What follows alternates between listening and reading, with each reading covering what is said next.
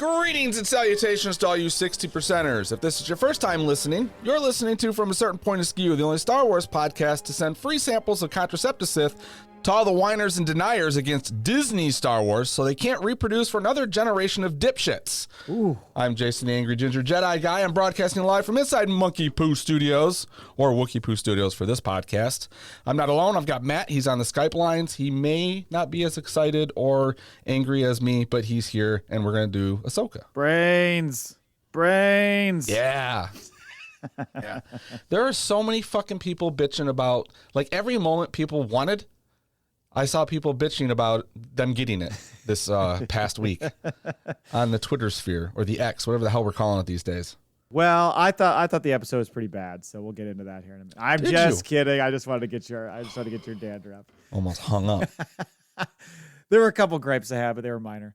Yeah. By the way, we talked about this, I think, on DM. How nicely it aligned. The finale of Ahsoka was on the same day as the anniversary of the premiere of Rebels and Clone Wars. That was intentional, I think. You think so? Yeah. That's a long play, like though, because that's that's my. Well, let's release on Tuesday nights, so that way the finale will be on this day, and it'll be the anniversary of those two shows. I mean, that's a pretty good alignment. Maybe that's why they did 2 episodes the first week, so that way, because Dave was like, "I demand it." He didn't want to do, I think it's today, or was it yesterday, the anniversary of the premiere of Star Wars Resistance? Oh, God. No, he probably didn't even tweet about that. That's his forgotten. This says redhead stepchild. That's right. Not to take it down a notch, but a quick rest in peace to, you sent me a thing about this, and a lot of people have been talking about it. Shauna Tripsick, I think is how you say her name. She was a costume designer on Mando, Book of Boba, Ahsoka, etc. And I didn't see how she died, but she died 56 years old. That's sad. I didn't see like any information on it either. Just a lot of shock that she had passed. Right. Because it seemed like, because she was a costume designer on Ahsoka as well. So up until like recently, she'd been busy working. So it seems kind of sudden. Yeah. So, rest in peace to her. If you would like to find our show from a certain point of skew.com, we're on Twitter at FACPApod, and you can email facpapod@gmail.com. We're doing a giveaway, which is going to run through next episode. So this week that we're in now, we're going to have one more question of the week this week. You can get your Maul bags in, you can get your voicemails in, you can do some reviews, you can write a story for From a Certain Point of Skew book. Yeah. All those things you can do, get your entries, and you can win either some Ahsoka Black Series figures, a mug, or a book. So please do that this week, because the contest ends, I guess, we're going to record probably Thursday, most likely. So that's when it will end. So you've got a few days. Yeah, so as soon as you're listening to this, put in your last bid to win. We're going to send a couple of T-shirts out too, right? We always send out T-shirts. Yeah, we'll do that. It was so funny because, we send out, I'll do like a thing where I send out T-shirts, and I'll throw stickers in sometimes. Yeah. And sometimes Teespring, or whichever one we use, I think it's Teespring, is so far behind that, like, the other day, Ro from Scarab Scuttlebutt is like, "Hey, I just got this sticker." I'm like, how did that get there now? Like, I probably did that 4 months ago. So just the print on demand must be different the way they do shirts and then stickers. I guess whenever it gets queued up and gets made and they ship it out. Yeah. But you were saying that before, I think last time we did a giveaway, right? Yeah, I don't understand why it does. When somebody got stickers. There's huge gaps. Normally, in the past, it was like, oh, you'll get this in 2 weeks or 3 weeks. But then everything would go. But now it's like, it just seems like it just randomly shows up whenever it wants to. We might have to change providers. Yeah, right. By the way, dumb side note, just as I was reading the name of our show there, I was helping my younger son with like this kind of personal blog post he was supposed to do for language arts class, where it was talking about like him as a reader and all these things. And he was mentioning how he and I have read the From a Certain Point of View books together. And I was helping him like with his typing, and I was like, I go, why don't you do the sentence? Like, it's good, but let's just do it this way. And I redid it for him real quick and like switched a couple things around. And he goes, "What's from a certain point of skew?" And I was like, oh shit. I just messed up. I still can't do it. I can't say from a certain point of view at all. I know. I can't either anymore. Oh, it's so funny. Anyway, what's on the show? What's on From a Certain Point of Skew today? We got a question of the week. Your move, Thrawn. In the news, we've got what's next for Star Wars content. Then we're going to go into the Ahsoka Episode 8, The Jedi, the Witch, and the Warlord. And then we'll do 2 emails in the Maul Bag. Thank you for the 2 emails. So they will be read this week. First up, question of the week. So, yeah, question of the week was, assuming we see Thrawn return to the known galaxy, this was obviously before this episode happened, in the Ahsoka finale, what does he do first? Does he pay a visit to Mount Tantus, blow some stuff up on Lothal for old time's sake? Mm-hmm. And so we got a lot of answers. First one was from Jan Jodaki, maybe is how you say that. Probably linking up with good old Paleon, having a heartwarming reunion. So he shared the picture, because the picture on the left that you're seeing there, I think I put it in the doc. Did I? Yep. Okay. The picture on the left, I think, is maybe from like a book or something, but the picture on the right is the one we saw with the Moff Gideon like council. So there's going to be a lot of Paleon references here, just so you know. Next up is Nude Gunray, says, get his old pal Singe back on the wagon and back in the chair. Now, do you know who Singe is? I don't know. Who's this? I had to look this person up. Apparently, he was like an Imperial who fought like during the the Galactic Civil War, and then he became like some sort of warlord in the aftermath of that, almost like a Moff Gideon type. Okay. I'm not sure what the tie is to Thrawn exactly, so I apologize to Nude Gunray. What? Okay, so I was just going to ask you. You don't know though, so I thought maybe this was. Is this a story from one of the Aftermath books, or is this a story that takes place in one of the Thrawn books? I don't recall this being in the Aftermath books because I've read those. So it must be from one of the Thrawn books, I'm guessing. Okay. So. All right. Next up is Emperor Trioculus says, contact Paleon for a Maw-Frence/Shadow Council meeting. Because we thought that was going to happen, right? Didn't you mention that? Right. Like we thought maybe Thrawn would show up and have, be joining that meeting since it was being referenced by Paleon. Maybe next season. Season 2. Yeah. Season 2. Buzzwang's Folly says, go home to his husband and daughter. Okay. I don't know if I don't know if that's some part of the books. I am going to guess they just threw that out there. Max Rebo Experience says Thrawn will announce his return to the known galaxy, and Shara Bay will say, somehow, Thrawn returned. Now, I had to look this up. Do you know who Shara Bay is? Shara Bay. No, I don't think so. Maybe. Poe's mom. So she was the mother of Poe Dameron, and she flew in the Battle of Endor and was part of the Rebel Alliance. And so she would still be alive, I guess, at this point, but I guess she dies like shortly after this or a little bit down the road. So that's the reference. So Poe is like second generation flight guy? Correct. And he got his somehow thing from her. She was the first to say it about Thrawn. Brian Hour next says he obviously goes to Disneyland to see Galaxy's Edge and perhaps find Ahsoka. Oh, he said Ashoka. I'm sorry, Brian. You said it right, and I said it wrong. Yep. Good man. Brown Leader from Hyperspace Hero says, Thrawn will stop in Vegas and Chicago to slap the poodoo out of the Blue Man Group for giving Chiz a bad rep to the rest of the galaxy. Then he will swing by Mommy Mothma's place. Oh, you watch yourself. Watch it.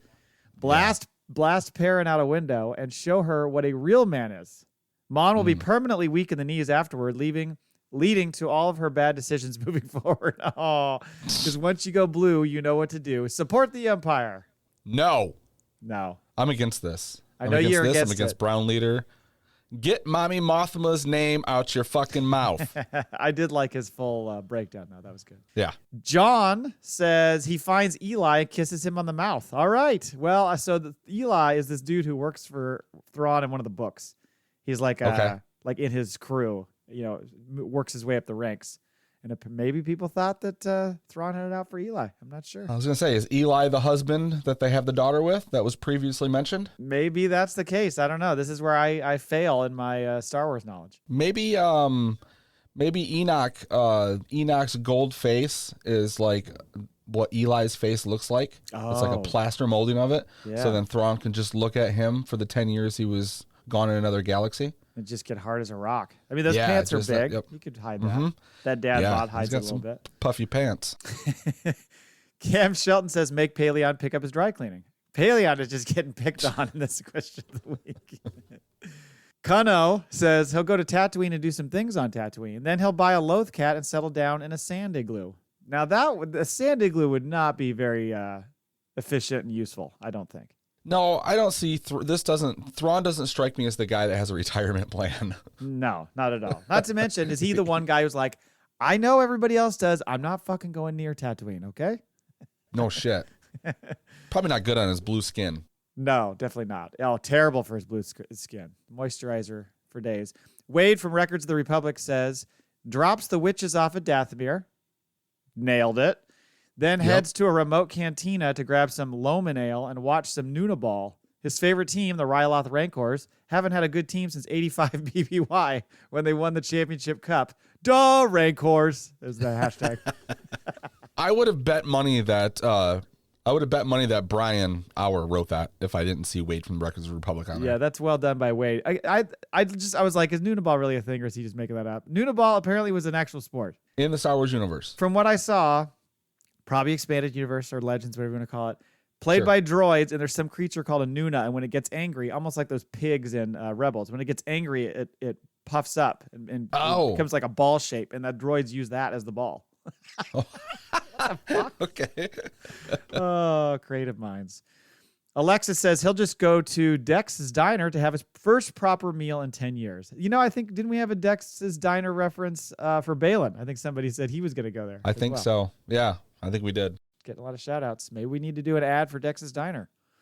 Ooh, I'll get on it.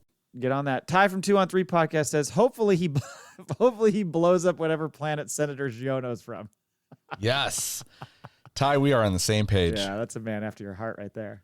Mm-hmm. That is it. Thank you, everybody, for submitting those. Like I said, I'll put out one more question of the week this week, and you can get your entries. We'll keep doing the questions of the week, even in the kind of the off season, but this is your chance to get entries for them. What's the likelihood that we'll have a series this year? You think that we'll get something in December, or well, it's not funny till you next year? Say that, Jay, because that's what's coming up in our news item. Is we're going to get into exactly when that's going to happen. Good job with the transition. I didn't pick up that you were doing that.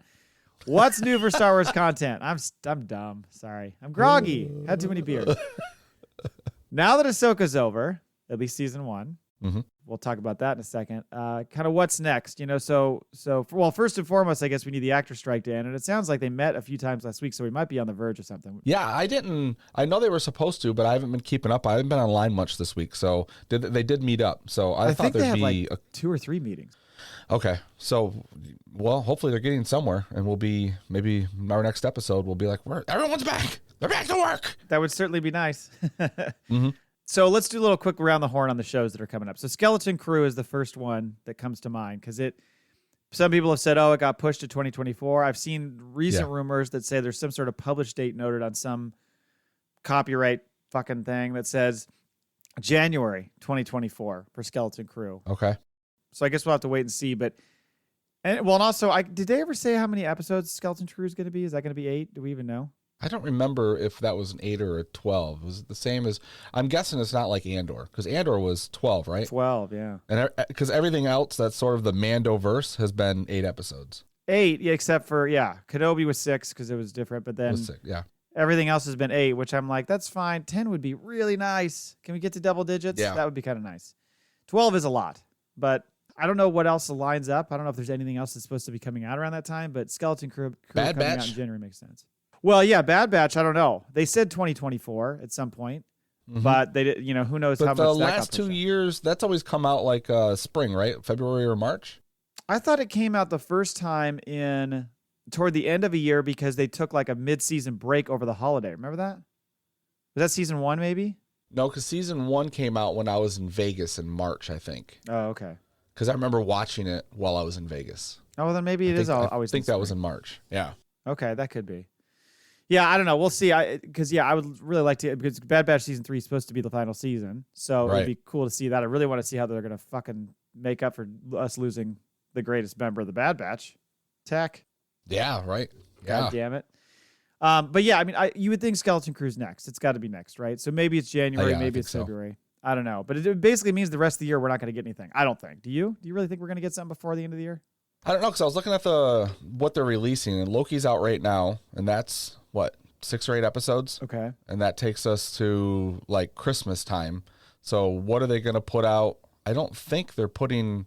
I know the What If is supposed to come out, I think, in December, which will be Marvel, but no Star Wars then for the rest of the year. And usually they kind of alternate. They do. Between a Star Wars and a Marvel, so, but maybe because of the things are going, we don't know. Maybe they got to do a couple pickup shots. I don't know if like everything is locked and loaded with Skeleton Crew or what. So it's really, I think it's probably between Bad Batch and Skeleton Crew, but I wouldn't be surprised if they just wait until January to drop it. Right. I think the last time they put Mando out, they waited till the new year, right? Or was it like just after Christmas or something? I think that's right. Yeah.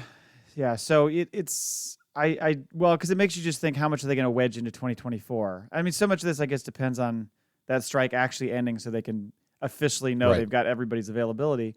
Because the next live action show would be Acolyte, which allegedly is but done. Maybe some post production still to go. So to me, that's okay. So is that coming in what, the spring? Is that coming? Are they doing like the May the 4th thing with that release? You know, maybe. I was thinking that like late spring for that show would be my guess. So really, they got a little bit of shooting left on Andor. Well, that was originally supposed to be August when they were on schedule. Right. So that's going to push that out to the end of the next year. So we could see 4 Star Wars shows next year then.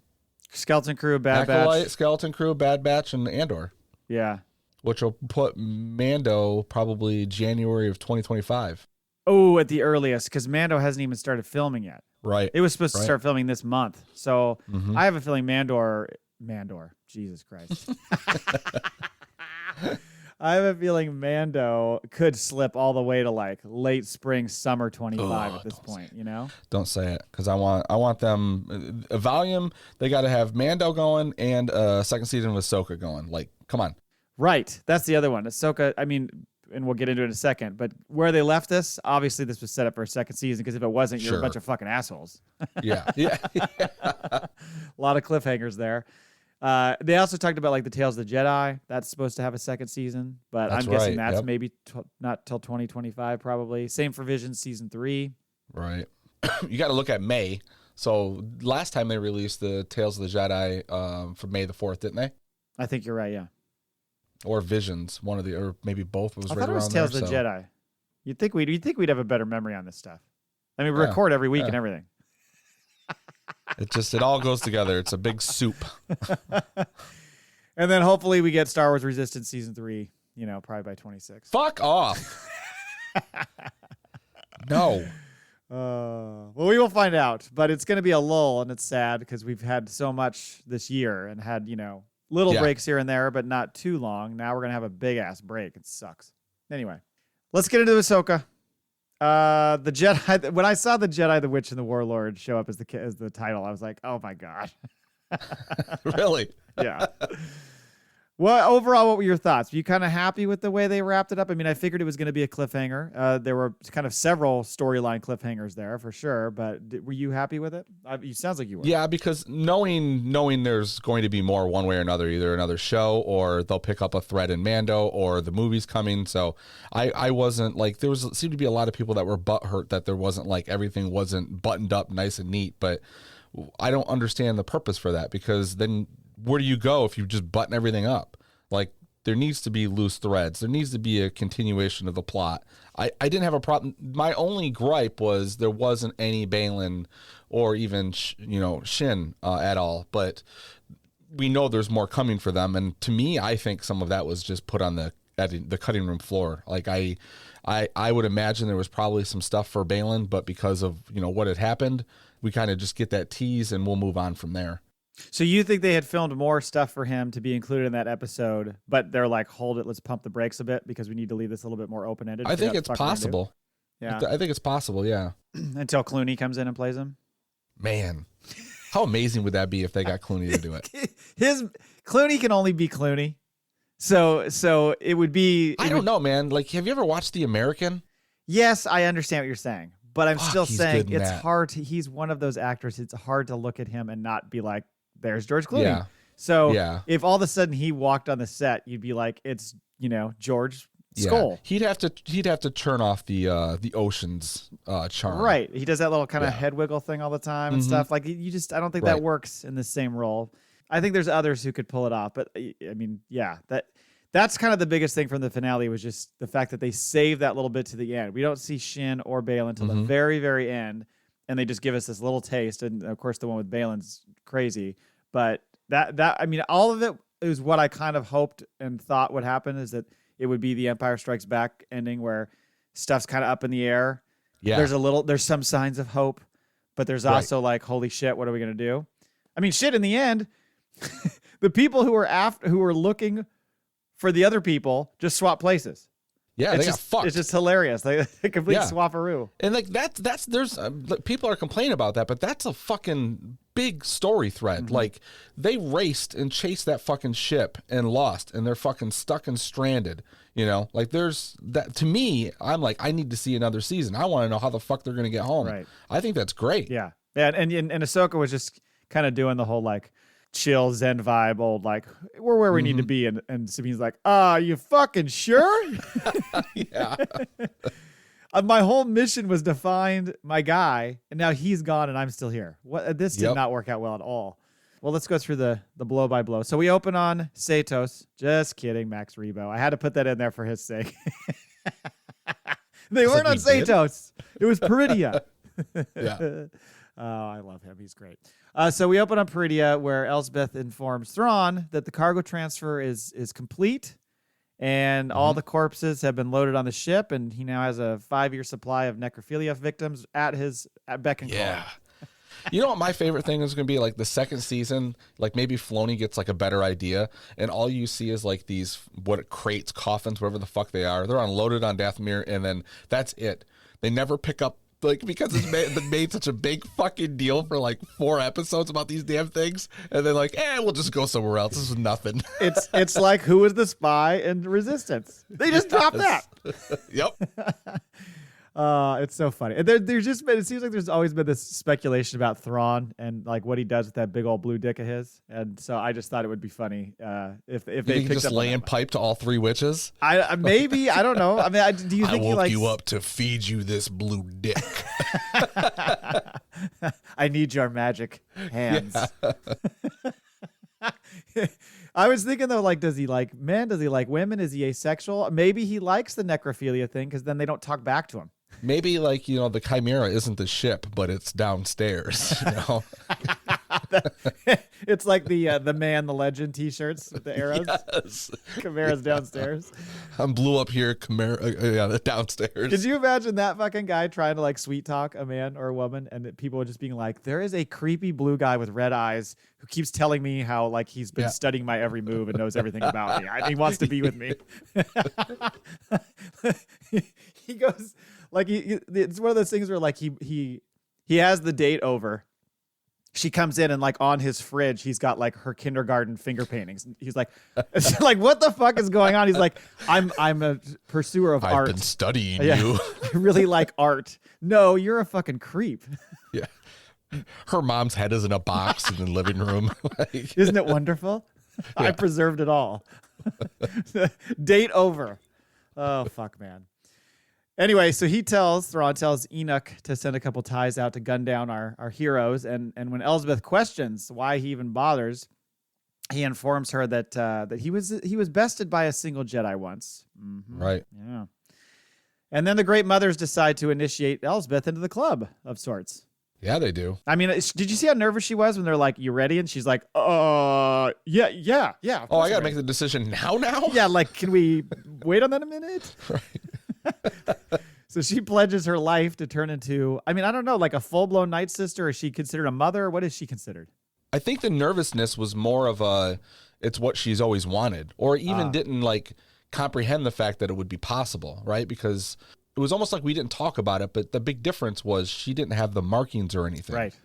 And now we learn like that's where they come from. You know, you have to kind of be inducted into the Evil Witch Hall of Fame. Right. Would you like to be a witch? I have to warn you, it comes with great power, and you get really ugly. I'm just going to tell you right now.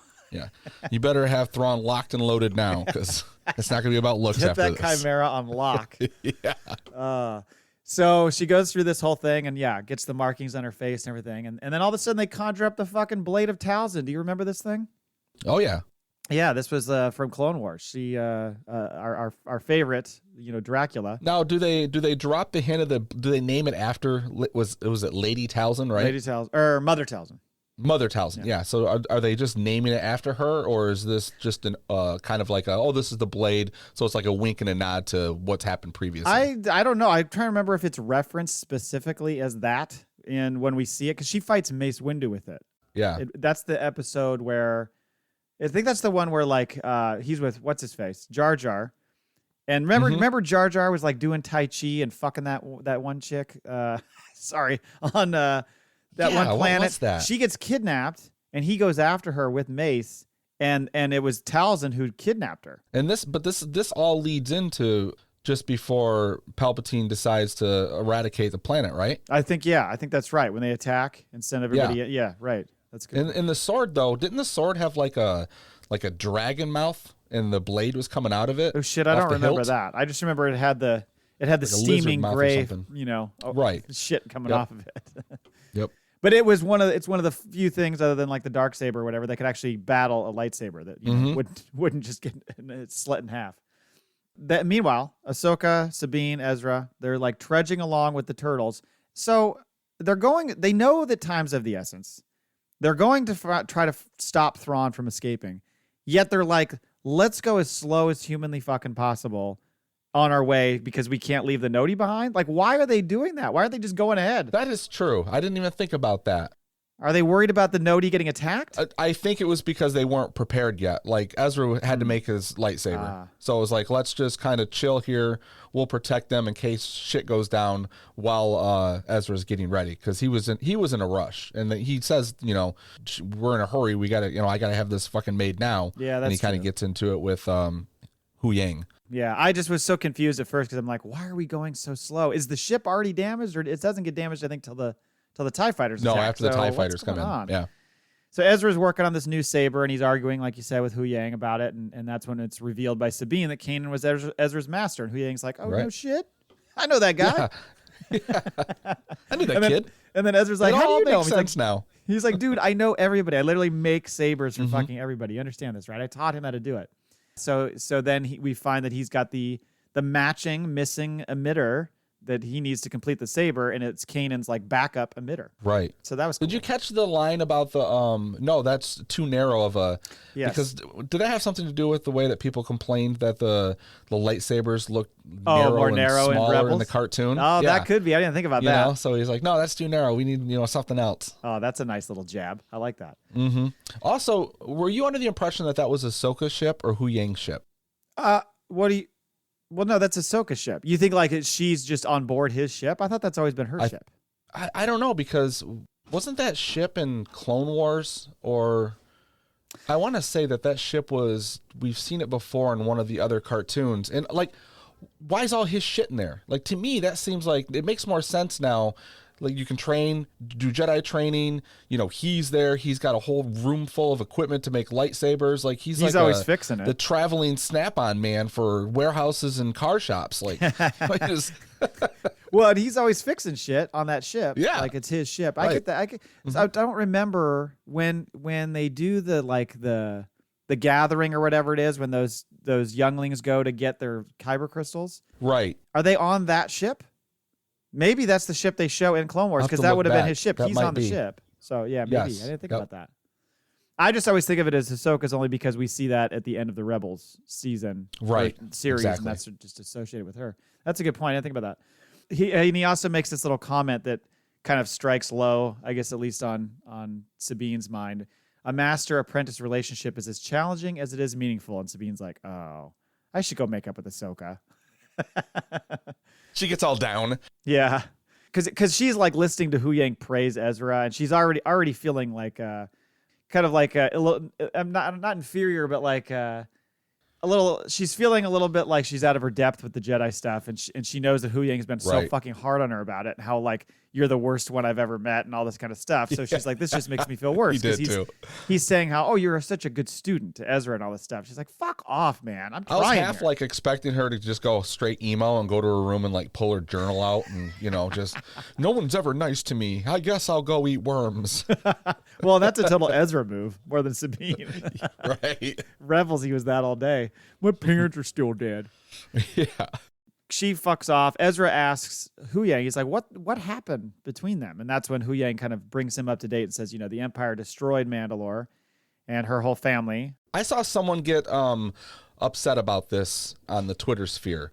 Well, it would have been nice to see this story played out earlier so it had more weight. And I was like, they've been teasing that there's been an issue between them for 6 episodes. Like, we didn't need that earlier. I thought it made sense to be told now.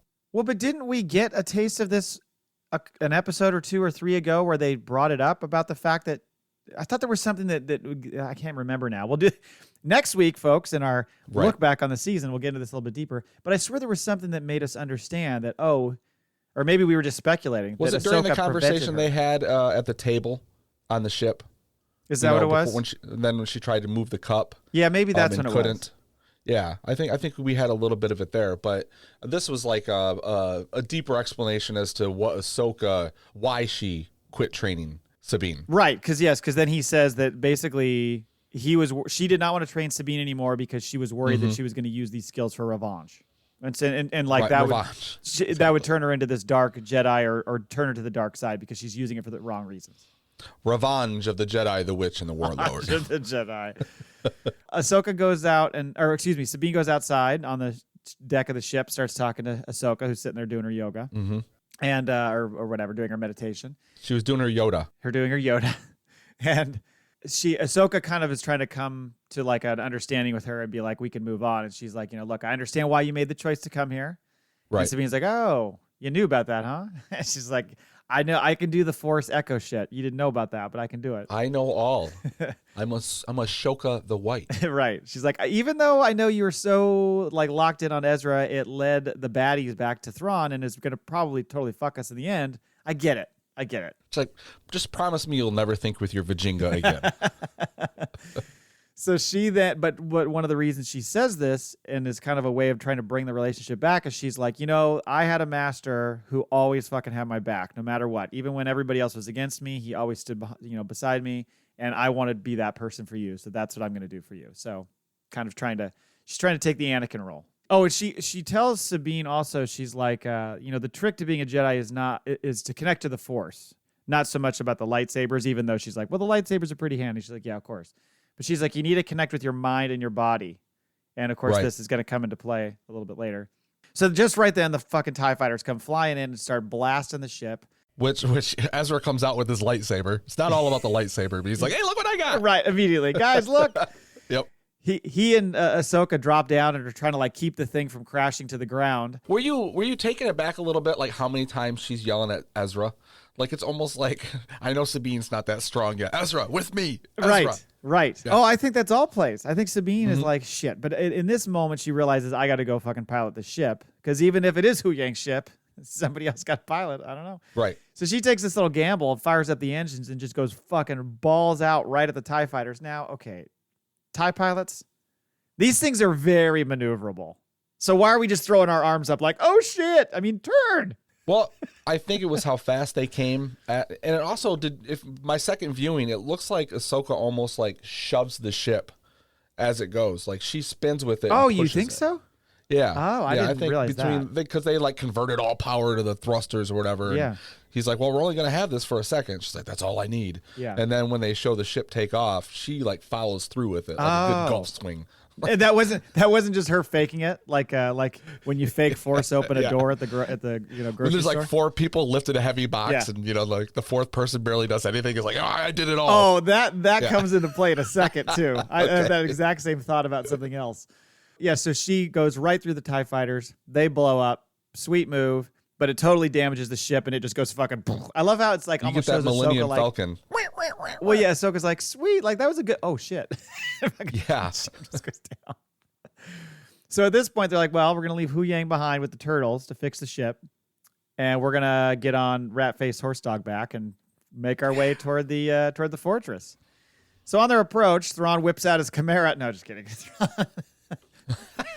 Thrawn has the Chimera rain just hell down on top of them with all these shots, just a huge bombardment as they're trying to make their way into the fortress. Now, this is what I was joking about, what you just said.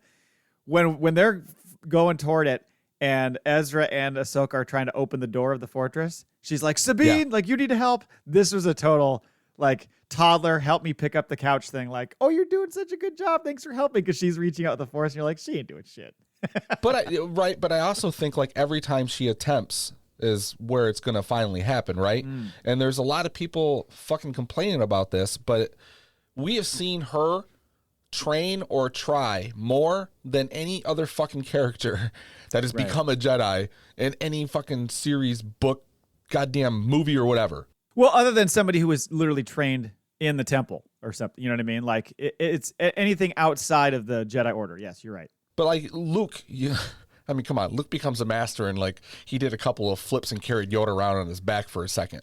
Right. That's the funny thing. People always talk about how, he trained for however long. I think people think he trained with him for like a month or something. I'm like, it wasn't a month. Like, it was pretty fucking short. It was a quick weekend. Yeah. It was a very, very condensed Luke's weekend session. on Dagobah. Didn't sleep. Motherfucker didn't sleep. Right. Had to eat his laundry soup. You know, he was just, I got to get out of here. I know. I need some protein, man. All I got is these stupid like breadsticks. Remember that thing he pulls out, that like tackle box of food he pulls out? That looks so unappetizing. Yeah. Back on the fortress, Elsbeth assembles the volunteer night troopers to defend the fortress from the Jedi. And Sabine, Ezra, and Ahsoka come in and just start battling all these night troopers and kill them all.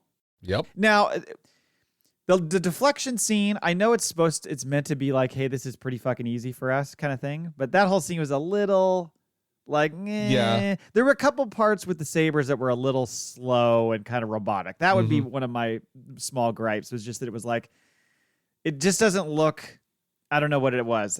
There was an element of it that was missing. It was just so, you know? I agree. It was just like they're waving their flashlights around. Kinda. It was like watching your teenager play with their lightsaber. Kinda, yeah. Yeah. I did like, though, like if you pay attention, they're doing a really good job at deflecting everything.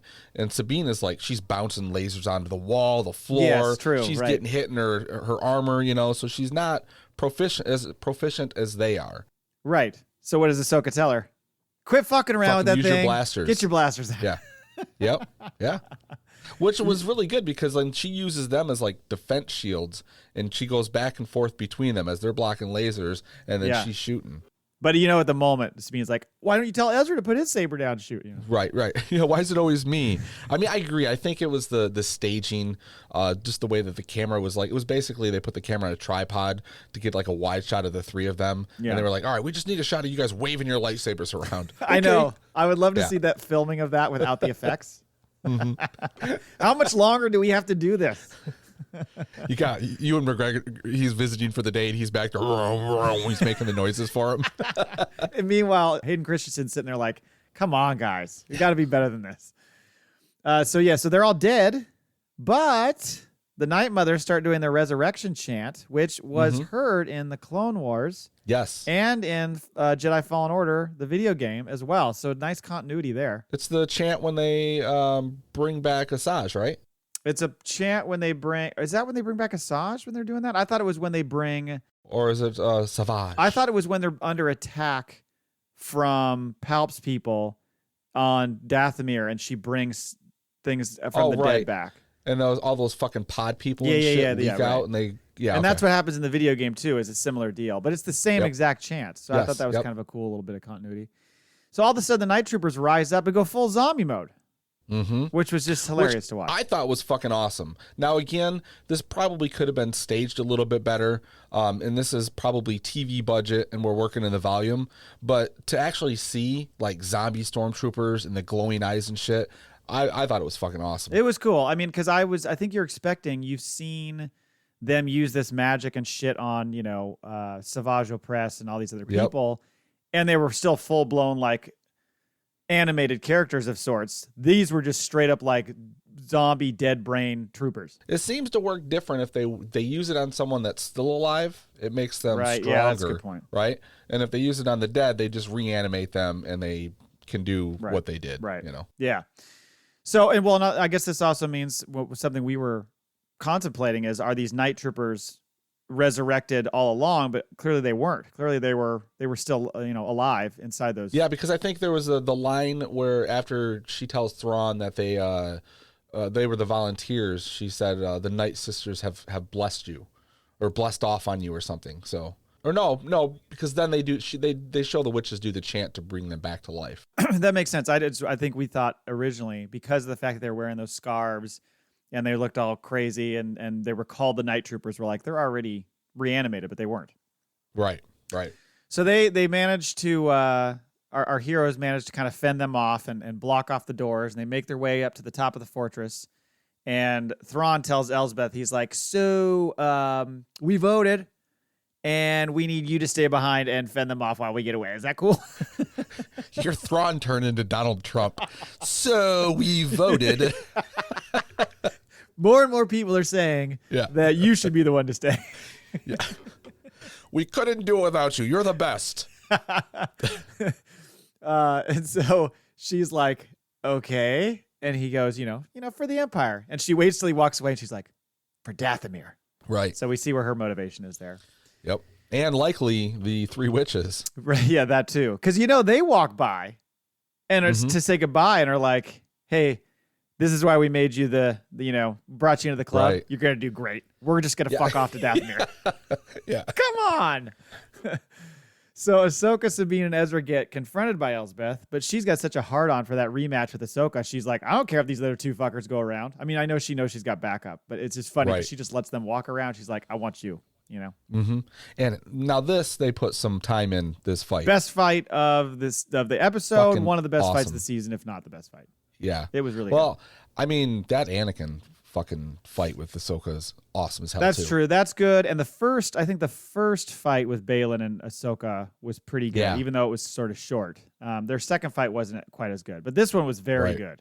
And I mean, it goes back to Mando. Their fight in Mando was really good when she. This she had is the round Beskar. 2. Yeah, so this was really cool to watch.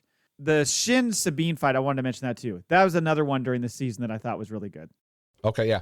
Like I said, there have been times where some of the lightsaber battles have been just a little, but in this case, like even later when Sabine's fighting and slashing up some of the night troopers, it was just a little step 1, step 2, step 3. It was a little bit of that. To me, that's on purpose though, right? Because like she's studying her moves, her steps. She's not like proficient enough, but she's proficient enough to know the stance and the fight moves natural. And the swing and the right, exactly. Because I think to me, I thought that's what I was supposed to take it as. Well, you could. I mean, the counterpoint to that is just that when she battled Shin, I thought it was more fluid. But maybe that's because she was just kind of like fighting on raw instinct. And fighting one person, and now she's trying to dodge lasers and kill stormtroopers surrounding her. Yeah, that could be. So Sabine and Ezra get up to the platform. Or sorry. Oh, yeah, because first they show them get up to the platform, and they face off with these 2. What the fuck? Are these super night troopers, these death troopers that have been reanimated? They're the death troopers. Yeah. Okay, because they're like zombies, right? Oh yeah, because there's one of them that like when Ezra fucking like stabs him, he like smiles and he's like the guy grabs him and throws him. He's like, oh fuck, this guy's already dead. Because I think he stabs him. Yeah, you're right. Thinking like gotcha. And, oh fuck, never mind. He does that. And the one's got the busted up helmet and is holding up Sabine, and you could see there's something fucked up about his face. His big old jaw. It's like, he's trying to bite her. He's crazy. So, and she's getting strangled by the one, and she finally kind of is able to connect to the Force just in time, pulls the saber, ignites it into his brain, which was kind of a Kylo in The Last Jedi move. Ezra beheads the other one. I like how they show him swing, and it goes behind the wall, and then you just see the head roll. Yeah. And then they decide, okay, well, we got to do this like Force jump thing, which is a callback to Rebels when Kanan does that with Ezra. Right. Yep, they did. I think a couple of times they did in the show. Yeah, yes, I think you're right. Oh no, it was Darth Maul and Ezra did it. Oh, you're right. Yeah, I forgot about that. That's a good point. I totally forgot about that. When they're on whatever that fucking planet is, now I'm forgetting. Maybe it was Malachor. Can't remember. Anyway, it was Malachor. Yep. So they decide they're gonna do this, and I love it because Ezra like gets in a 3-point stance. Like I was waiting for her to be like blue 82, hut, and fucking go. He was in a superhero pose. Right. Exactly. He started where they usually end. Yep. So he makes the jump barely, and then you would think it's meant to make you think Sabine is going next and she's going to get force pulled, right? But she's noticed that Ahsoka is just under heavy attack here, and she needs help. So she does not want to leave her master. She's not going to leave her wingman. They've always done throughout the season, and now this is the first time where like she stays and they work as a team. Yes. So she cleans up all the troopers while Ahsoka battles Elsbeth, and in the end. Ahsoka does this sweet move where she kind of swings around, grabs the blade of Talzin, and then turns and with both goes slice right to the belly. Yep. Pretty cool move there. Kills her. She loses one of her lightsabers in the battle, but then gains. That's right. I forgot about that. Do you think she's going to hold on to the? She lost one. She lost the short blade. Yep. But she still has her other one. So. And do you think she's going to keep the green blade? I don't think so. Isn't that one of those things where you don't want to keep it because it's kind of cursed or whatever? It's kind of its own little thing. I don't think you want to keep that. Maybe you go sell that on Tatooine to somebody and make a fucking fortune. Well, there's the line later on where Thrawn says to her, you were a good opponent. The apprentice to Anakin says something about them being very similar and almost like taunts her with the fact maybe too similar.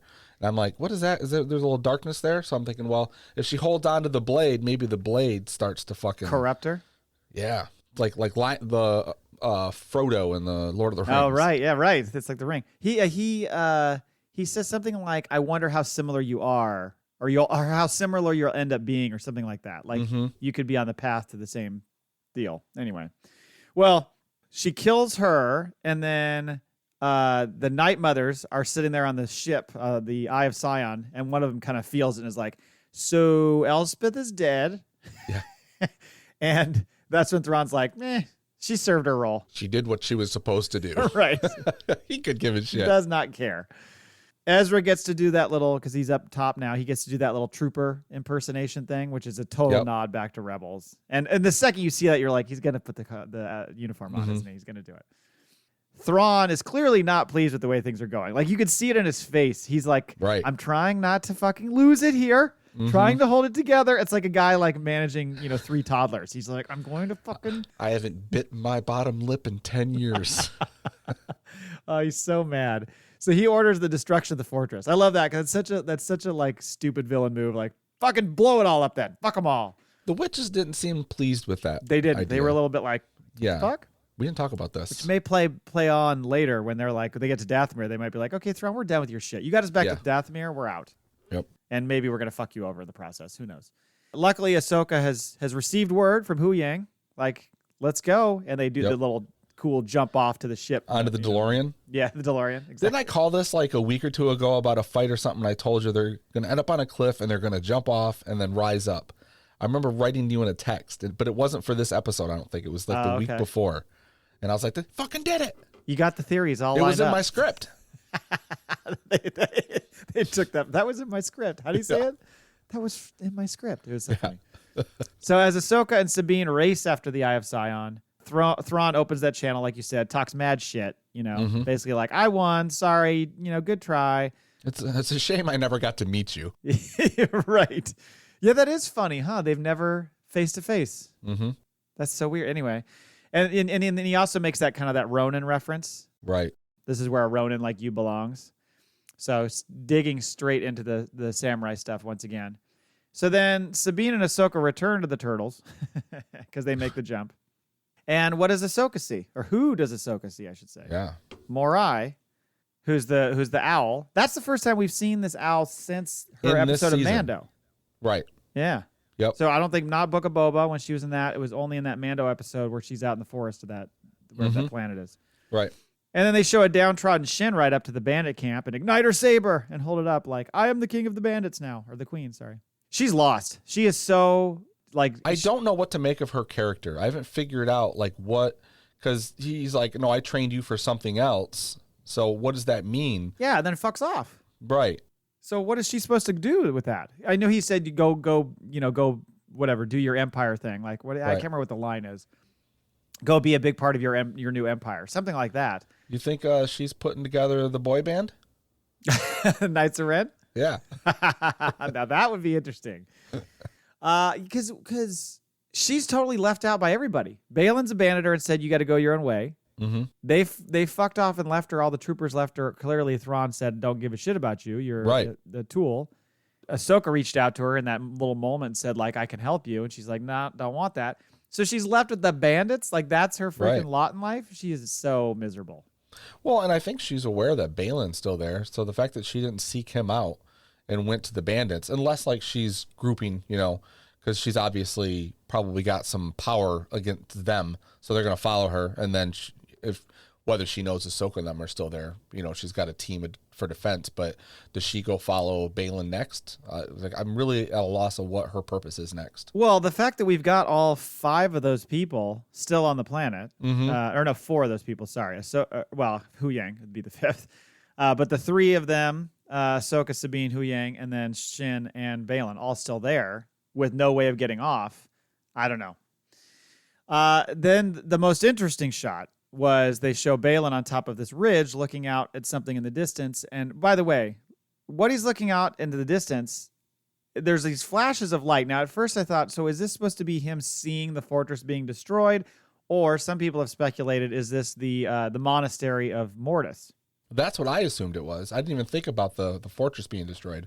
I just thought maybe that it was a time thing, like he was just seeing what was happening. Right. But I think it makes more sense if it's the monastery because, there's a similar shot where Anakin is on Mortis and sees that same kind of thing. Correct. It's very similar. Yep. So yeah, he's standing on this ridge that turns out to be he's standing on the end of a hand pointing, which is the father from the Mortis gods. And next to him is the brother. And on the other side is the body of the daughter and no head. Yeah. Right. And like kind of like a tear between the two of them. There was a tear. Because at first I thought, is there just no daughter there? The thing completely crumbled. Then I realized, no, the body's still there. But there was a little divide. That is, that's kind of an interesting little play on it. So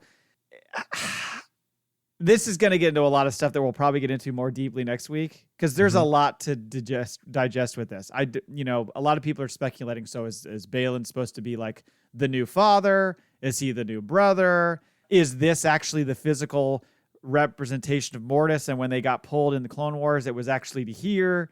Like, there's all these people. Well, this goes to show that they've been around a lot longer than we knew of, right? That's because like Mortis wasn't the first thing, even if that's where they were, because we saw like the embodiment of them. But they had to have been either, what was this, some temple for them? I mean, whoever built it was aware of them or was built for them before they left the galaxy and went to the new galaxy, which is our old galaxy. But yeah, I do have some thoughts on this because the fact that we're seeing Anakin more than just they're giving him screen time, right? But it seems to be like if you look back at everything that Filoni has done, he's moving his story forward and continuing with Anakin for whatever reason. And I was like, it doesn't look like he's done with this character. No, because he's at the end. Sabine says is just a shadow in something. Is that a line to say?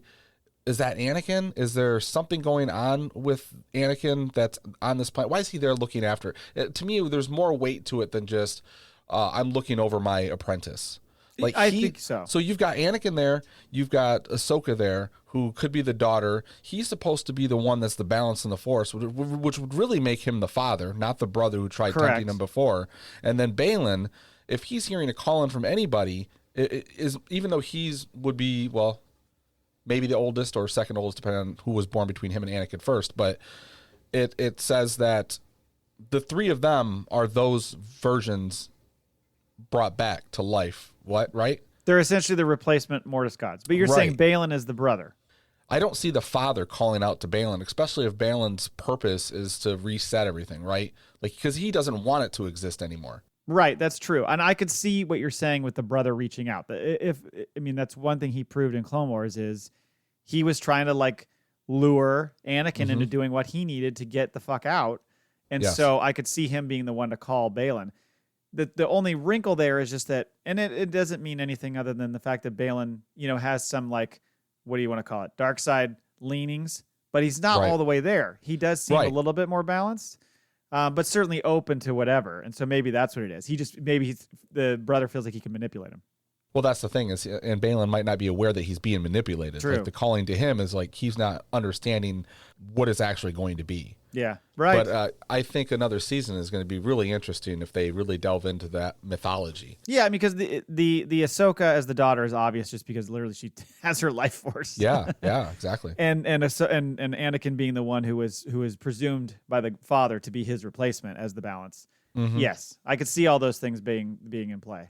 But God, it's just, when you get into this Mortis shit, it gets real crazy. Like the theories go all over the board because it could just go in so many different directions. But I just thought it was so interesting how this place had kind of resembled in some ways what they saw in Mortis, which when they go to Mortis in the Clone Wars, remember, it doesn't take place in time. They come back and no time has transpired. Right. Aren't they on like some like comet or meet, like they go it's into like a weird geometric shape that they run into. And then when they go into it, turns into fucking like the world of Avatar. Right, yeah. And so it's this odd, like, I don't know, like spectral plane that exists somewhere, but not necessarily physically. It's just strange. I don't know. Which is like, it's another piece of the world between worlds, I think. It could be that because they do have the tie with them being that mural. Right. Yeah. So that's true. And I still stand by that monastery or whatever, I think is another gateway that's how they're going to end up getting home, I think. Maybe they do. I don't know that Baylan wants to, right? So I think the others do. I agree. Yeah, But I don't think, I agree. think he's like perfectly happy to just be off in this other place. But I mean, this is sad too, because this is the last shot we see of Ray Stevenson. And, we talked about that earlier. What do? Do you replace him? I think you have to. It's open. I mean, it's so open-ended with his character, and he's such an interesting character. I don't know how you just abandon that character completely. There's no way. You built it up too much. So we do see after that Thrawn arriving on Dathomir. So what are we setting up camp, a new beginning, getting everything going on Dathomir, or are we just dropping the witches off and moving on? Well, I think so, because that we're led to believe like that was the deal between them, right? Like they want off the planet. They want to be, I guess, to that home world for whatever reason. He can get them there, so he uses their magical powers to like survive and to finally get them home, his ship, and then so like I don't see like him setting up base on Dathomir once they've unloaded everything. Unless unless they're going to just keep bringing corpses. They're going to keep bringing corpses to Dathomir. Because, I mean, they're bringing a bunch of corpses there that they're going to animate for him and turn into an army. Right. Yeah. But is that all he wants? Then he moves on? I don't know. And I think it's a little bit of both. I think they're going to reanimate corpses of their species, whatever the fuck you want to call them, and then also whatever stormtroopers they lost. Right. And this might be like their version of the clones. Yeah, true. Right. It's Dathomir is the new Camino. Yeah. Yep. Just bring all the dead there and bring them back. So, and then kind of meanwhile back at the fleet, we see this ship that looked a lot like the Baylan Shin ship that we saw at the very beginning of the series, and it lands, and Hera and a bunch of others kind of come out to meet it, and out comes a trooper, and they're all like, got their guns up. Chopper goes, hold on a second. He goes over there like a little puppy dog, and he's like, I know this dude. Ezra takes off his helmet and he goes, hi, Hera, and says, hi, Hera. And he says, I'm home. Didn't you want like Zeb to come up and hug him from behind or something? Yeah, it was a little weird that they didn't have Zeb in there at least. But I mean, I think we're going to get to that whole thing. But there's still something that's not sitting right with me. We have no fucking backstory on Ezra, what he did or what was going on the whole 10 years he was there, right? I mean, he kind of alludes to the fact that like he knew Thrawn and the witches and he didn't want to go back there. Right. But that's about all he says when he's on horse dog rat face. He was just kind of laying low the whole time. I mean, he basically was with those fucking turtle people forever, but that's a long time. I think he's a plant. Oh. Yeah. Interesting. So it's not the real Ezra? Or it is, but he's been corrupted? 10 years. Yeah. There's just something like, you don't have any of that yet, and that's they do that in all the Star Wars stories. And we have, unless it's Shin, but she just seems. I don't want to say she's been corrupted because he doesn't seem corrupt as much as he just seems to have a different outlook on things. Well, interesting Baylan. On Shin too, because some people were making that argument about like, is Shin the brother in that scenario of the Mortis gods? Baylan's the father, and I was like, I don't think Shin, because he said he had a purpose for her, but he wouldn't abandon her if that was the case. I don't think he wouldn't just say "fuck off, I'm out of here" if that was really part of it. Yeah, that Ezra turn would be interesting. I mean, it's like going back to when people were speculating that Ezra was, what the hell is the name of that character? Malik or not? Marek. Oh, Marek. He did have some dark side leanings too in Rebels. He was opening up the fucking holocrons and shit and had that, kind of that look in his eye, made Kanan nervous. So almost became Darth Maul's apprentice. That's true for a short period of time. Yeah. Oh God, just imagine the uproar if he ended up being just an agent of Thrawn. He and Thrawn have been in cahoots this whole time. To me, that would be a fucking great story because you're not expecting it. True. Well, you are. And then, and then Shin or I'm sorry, Sabine, she's gonna have to fight for his redemption.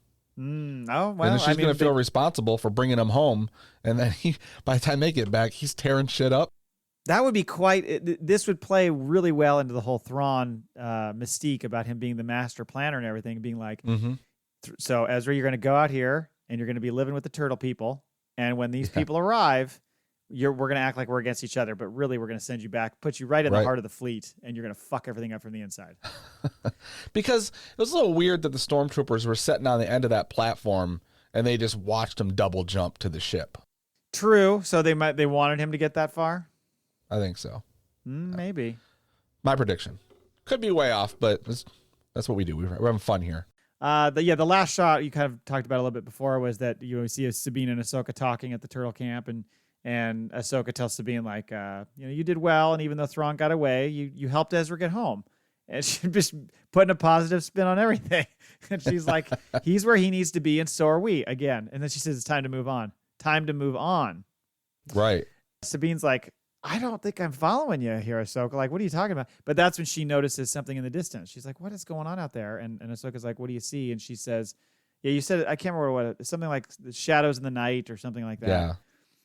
And then Ahsoka goes over there and looks and kind of gets this smile on her face like, that's my guy. I can feel it, Like she kind of, it seemed like she knew what was up. And then it backs away and shows that shot of him as Force Ghost. For the first time, we're seeing him in this series as a Force Ghost, not as this representation in like we saw in the World Between Worlds. Mm-hmm. So, yeah, you're right. There's no way you're bringing him back just for a fun wink to everybody who loved the Clone Wars and loved the prequels. You don't just bring back Hayden for that and have him in this scene as just a fun little. See, he's still watching out over Ahsoka. Right. If there's not a bigger plan long term. Mm-hmm. And Hayden wants to be involved, so you'd think it's going to happen more. Yeah. Huh. Well, so yeah, I don't want to get too deep into the what's next because we're going to get into that more probably next week. I'm trying to think if there's anything I wanted to talk about as far as this particular. Yeah, let's just wait. Let's wait and do more, dig more into it next week because I think we got a lot to cover there. Sure. All right, let's go to the Maul Bag real quick. Email number 1 from the Max Rebo Experience. Wow, that was a Book of Boba Fett episode 1 level of disappointment. Uh-oh. With so many unanswered questions and no word of another season, I have to assume this is setting up Dave's 2027 movie. That's a real long time to wait. So he doesn't think that there's going to be a second season? I see a lot of people complaining about this season because there's no word on the second season. If that's what you're complaining about, that's fucking stupid. Well, it's basically a given. I mean, how would you end that season that way and not? They're not going to try to wedge it into Mando season 4 as the way to resolve all these things and then go into the movie. Although they might wedge some of the Ezra, Hera, Thrawn stuff in Mando season 4. No, I can see that. We might see some movement on that front, but not really know what's going on with Ahsoka until the second season. But yeah, I mean, I don't understand the complaints. Like, I don't want everything wrapped up. We know there's more coming. So because the second season hasn't been announced, it's going to be told one way or another. Well, and I don't know. I mean, the complaints, when he goes into it a little bit more, but the complaints can be other things. It doesn't necessarily mean they want it all wrapped up. But at the same time, it seems like this was a divisive episode of sorts because I saw a lot of people praising it and saying, wow, this was great, this, that, and the other. And then I saw a lot of people going like, even people who were on board during the season kind of were like they just didn't like the way that it wrapped. Ezra building his saber was a cool scene, but I wonder if Hera told him Kanan was Caleb or the other way around. I think he just kind of understood what he was talking about because she literally said, like, Sabine says Kanan, and he does make a reference to Caleb. I think he understands. I would assume like he just knows the history. I would think he knows that. That was his master. Like, just because we haven't heard the story from his mouth in the cartoon doesn't mean that it wasn't there. Right. Yeah. I'm not a big horror / zombie guy, so the reanimated troopers and that whole scene was pretty meh for me. Well, I'll say this. I don't get down with a lot of the zombie type movies and stuff, like Walking Dead and all that shit. It just doesn't really, I don't know what it is about it. I think there's an anxiety that hits me with zombies where they just keep coming and you can never win. And that kind of bothers me, I think, at some point. Yeah. But in this instance, I thought it worked for this particular scene. I thought it was actually was kind of cool. But I get what he's saying. Yeah, I do too. I look forward to seeing more of it. And I think this comes down to two things for this episode. The weakness is more volume and budget. Yeah. Where some of our complaints even in the past have been, sometimes things don't come off as cinematic as we're used to seeing them. But that's because of what they're working with right now. And we kind of have to just either we take it what they're giving us or we don't get any of it at all. So. Right. I've come around a little bit with, it's not perfect, and I don't think this episode was perfect, but I think they succeeded with what they were trying to do. I certainly see, well, put it this way. In the past, I've gotten too sucked into, and we talked about this with the Kenobi series, of noticing the volume. And there have been a couple times in this series where I've noticed it, where I've been like, God, you can almost see where like the wall is, where the seam is. Yeah. But if you kind of don't think about it, it feels big. But if you think about it, you could totally see it. So you have to almost get it out of your mind. That's why it was so great with Mando the first season, because we had no idea that's what they were doing until the very end when they did the whatever, the behind the scenes. So you never even noticed that. And then in retrospect, you're like, oh, okay, I get it. So like that rock is real, but the rest of that horizon is not. So he says, Ahsoka knew Sabine would connect with the Force, but didn't train her how was quite a revelation. It made her pulling the saber to her less surprising. So he wanted it so that you didn't know that Sabine... I don't understand this, because like my argument is, yes, she has trained. We were even informed specifically that she had trained enough before where it scared Ahsoka to thinking that she might turn to the dark side, right? That was kind of like what we were led to believe. I think that's what he's saying. I think he's saying the fact that you're told that makes the moment where she pulls the saber less of a reveal that she actually does have the Force, I guess. Or does it in a different way make it more legit that happens because you are aware that she does have those. That's how I took it. I took it as more legit. And the fact that like it's going to happen at some point. Like we know she's trained. She's trying to train again. She keeps trying to get better. You know, she's upset that she's not, but she really, obviously she wants to be if she's getting so upset that it's not happening for her, right? Right. So the fact that this happens means like, okay, shit's working finally. Yes, right, yeah. I mean, and it takes time, you know? And I think it's one of those things that like, it's not a full-on flip of the switch, but there's a kind of a moment where you've... Right. I mean, they show that scene where she's training with Ezra in Rebels, and Kanan talks a lot about it because there's this conversation he has with Hera over a comm link. She goes, well, maybe it's because she doesn't have the Force like Ezra does. Right. And he says it's not about...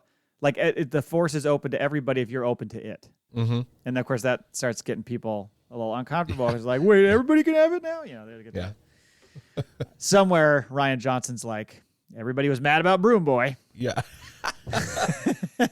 Ahsoka's disinterest in Thrawn getting back to the known galaxy was a bit jarring, though. I don't think she's disinterested. I think she has, because she went through all that shit in the World Between Worlds, if that's what it was, or in her mind, whatever it was. We have a difference of opinion on that. Yeah. But I think she got over the hump and is to the point now where it's like, it's almost like the mentality of can't do anything about that. Let's move forward. Like I'm only thinking about what we can do now. Yeah. I agree with that. It was meant to be. She's kind of doing the whole, it was meant to be. And now the next thing will be whatever it's supposed to be. We're meant to be here. Yeah. I know that's very like people should be more, maybe people feel like she should be more worried. Like, holy shit, Thrawn's back. We're going to fuck up the galaxy. But I think she's more like, can't control that. So all I can do is what's next. Yeah. Yeah, she can't focus on something she can't get to until they fix their problem now to worry about Thrawn later. Yes. Yeah. To make a golf analogy, don't let your last bad shot ruin the next shot. There you go. Can't do anything about it. Move on to the next shot. Everybody comes here for the golf.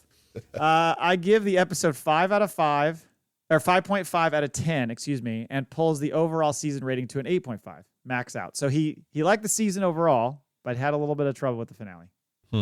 That's fine. Understand. Okay. Email number 2, Mike Laybourne. What's up, FACBA ladies and gents? Another show has finished, and aside from it being about 2 episodes too short, it was damn near perfect. I have a question, though, inspired by the Night Troopers. I wish you both nothing but long and healthy lives. Thank you. But chances are that you'll both be victims of the inevitable Bezos-Musk drone war. Okay. Would you rather go to heaven? For Matt, I assume this is Highbury on May 15th, 2004. That's a reference to Arsenal Football Club and when they finished their invincible season. Thank you, Mike, for pointing that out. And for Jay, Kevin Smith's closet. He's got to be like a long-time listener that I wasn't aware of because I don't even like talk much about Kevin Smith anymore. No, it was a big topic for you for a long time. Maybe he listened to, he probably listened to 7 Days a Geek back in the day, I'm guessing. Might have, yeah. Or live forever. So essentially he's saying, would you rather go to heaven or live forever, resurrected by witches, powered by spooky green witchy fart gas? May the force be with you, Mike. So would you rather live forever, or you only live because you're full of fart witchy gas, green gas? Yeah, I don't want to be full of fart green witchy gas. So I'll live forever in Kevin Smith's closet. Or sorry, no, it's go to heaven or live forever with the fart gas. Right. Yeah. So you want to go to Kevin Smith's closet. Yeah, I think I Right. would do the same. Nobody wants to live forever, Mike. Nobody wants I that. do, but not as a green witchy fart gas. Do you really want to live forever? Sure. Do you want to watch all the people around you die? You want to live forever? Well, I'll get to know new people. That's the trick with life. You don't want to live forever because then you're just going to watch everybody around you die. That sucks. Yeah. Eventually they need to mourn Well, sure you. it does. Sure. Yeah.